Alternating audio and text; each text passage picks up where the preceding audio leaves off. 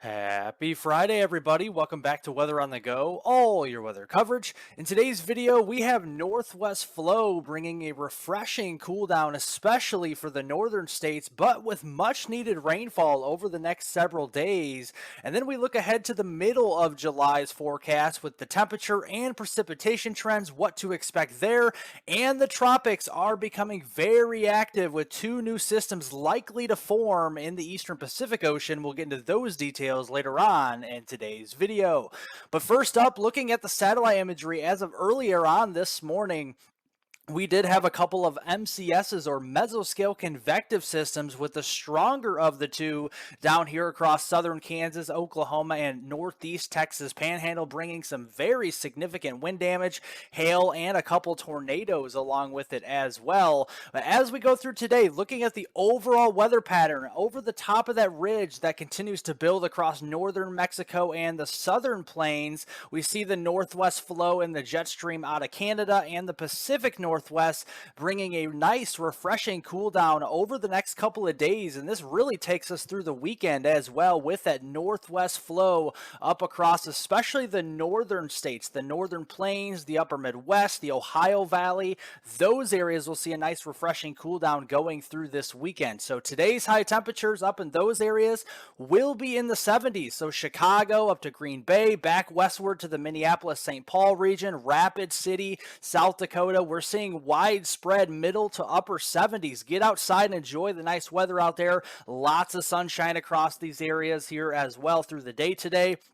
But further down to the south, where the northern periphery of that ridge is here, we have the heat building out of Mexico and into Texas here, into New Mexico and Arizona, and even parts of Southern California as well, where we have widespread 90s, if not triple-digit heat today across those areas. And looking at that refreshing cool down back up to the north on Saturday, that does prevail. Much of the same weather pattern going into your Saturday time frame. And on Sunday, we may start to warm up, though, across the northern United States here back to the mid 80s, but with less humidity as we have that airflow still coming out of the Pacific Northwest and Canada starting to chip away at those dew points, probably more in the 40s and 50s with the dew points out there on Sunday.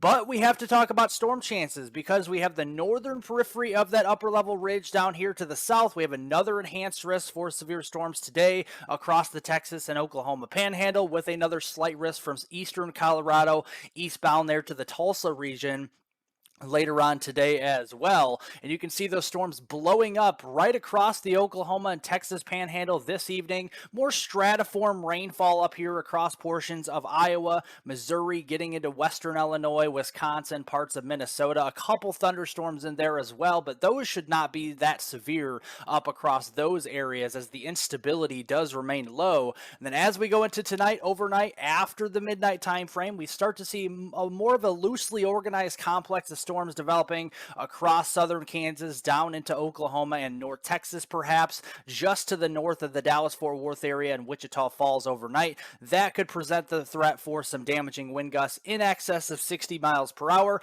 large hail a quarter size or slightly larger, and maybe a tornado or two as we go through the nighttime there across those areas.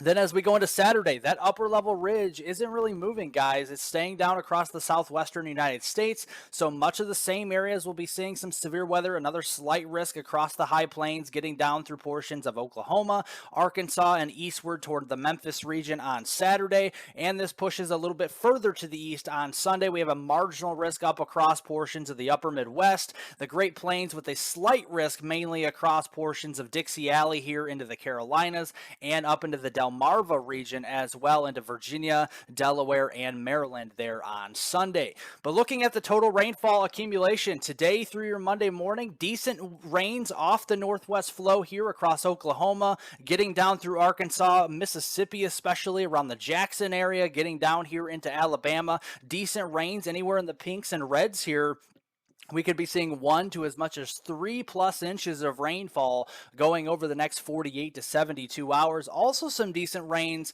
across the Northeast as well, getting down into the mid-Atlantic. Some spots could be seeing as many as 4 to 5 inches worth of rain, especially from New Hampshire, Vermont, getting down through eastern portions of New York, western Massachusetts, western Connecticut, and then getting as far south there as eastern Pennsylvania and northern New Jersey through your Monday morning time frame there as well. Then tracking the weather pattern early next week, still much of the same. The upper level ridge will attempt to move a little further inland across portions of the United States, across the desert Southwest.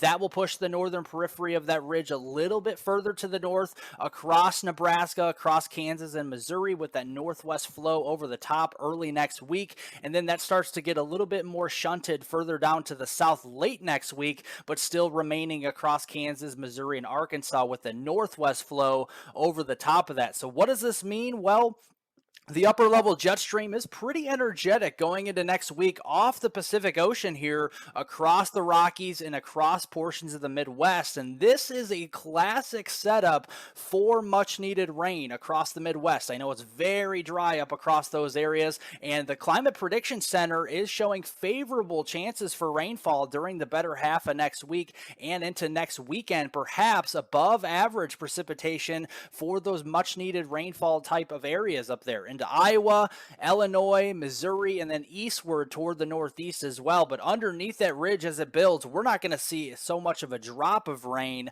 across the Rockies or portions of the desert Southwest, and then down here toward the Rio Grande Valley in South Texas. It'll be very dry as we go through next week, especially the second half of next week and getting into next weekend. But that's great news for the drought up here. It is starting to get a little bit more interesting with more severe drought and even extreme drought starting to pop up near the Madison, Wisconsin region now as well. So we really need a good drenching rain or two across the Midwest and the Ohio Valley, and hopefully we can get some significant rains, at least a stretched out of hourly rains across this region. We don't need it all at once, but it would be nice to see a full day or two of rain across some of these areas with the drought building in that type of region, especially with the corn and bean crops up across those areas. But as far as the temperatures are concerned, we have the northwest flow, so it will be cooler than normal. It's not going to be cold by any means, but it will be cooler than normal, 70s and low 80s for highs up here across the upper Midwest and Ohio Valley. Underneath that, the ridge is going to be building. It will be hot and extremely hot in some areas. We could be seeing heat and index values up to 105, 110, possibly 115 degrees from time to time from the Rio Grande Valley westward through New Mexico, Arizona, and into Southern California. And that heat goes nowhere. Through the 20th of the month, we still see a little bit more of that northwest flow trying to break down, I think, into the third week into July. We'll see how that works out. But the ridge will really remain parked across the south, so more extreme heat through the third week into July for you guys from Texas westward through New Mexico, Arizona, and into portions of California as well. Well, turning over to the tropical weather update, very interesting as well. In the eastern Pacific Ocean, we have two areas of concern for development over the next several days. The first area here is likely to be named Calvin. Probably by tomorrow, it has a 90% chance of development just west of the Mexico coast here. The second area just south of the Mexico coast, a 70% chance of development, a likely to be named Dora. And this one could be a little bit more potent than the first one, so we'll have to dive into the details for you guys to understand that here in just a moment. But looking at the eastern Pacific Ocean, the satellite imagery, you can see it's getting active. We have those tropical waves moving off of the Central Americas and then westward into the eastern Pacific Ocean over those warmer waters. So as such, by tomorrow, I think Calvin will be named just to the west of Mexico. And if it's not tomorrow, probably be on Sunday. So definitely watching out for this.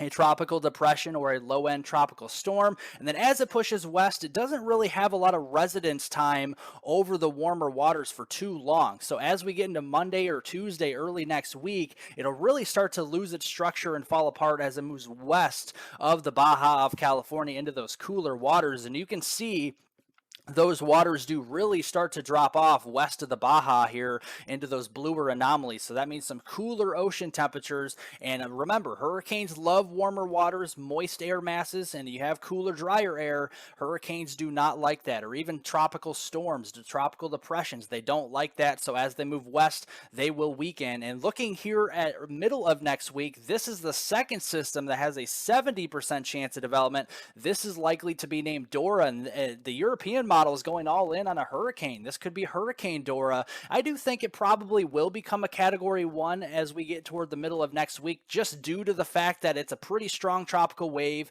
We have favorable shear profiles down here, which means there's like no shear, and we also have warmer water. So you put those three together and probably talking about a low-end hurricane by the middle of next week. But the good news is it'll be over the open waters, and the GFS model, of course, is a little bit more biased toward the stronger solution.